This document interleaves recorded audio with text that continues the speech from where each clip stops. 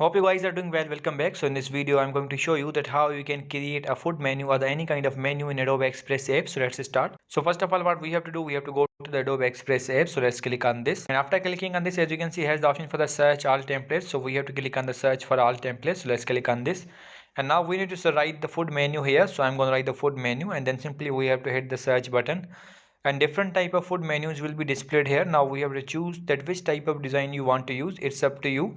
For example, for drive, and as you can see, all the designs are here. For example, I want to use this one, so I'm going to click on this. As you can see, it has the option for the remix this template, so we have to click on the remix this template. As you can see, after clicking on the remix this template, the design will be in the editing mode. Now if you want to change any kind of thing, you can also do that.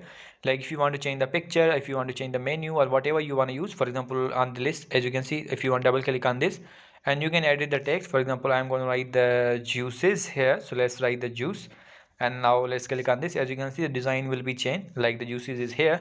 Now if you want to edit any kind of rating, do have to double click on that, and as you can see, the price will be like here. For example, I'm going to make this 20, and now let's click on this. As you can see, the designs will be changed here.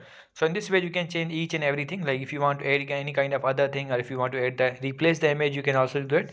You have to click on the image, and as you can see, as a duplicate, copy to ungroup, select, and as you can see, all the options are provided here. If you double click on the image, you can replace the image as well, replace the shape as well.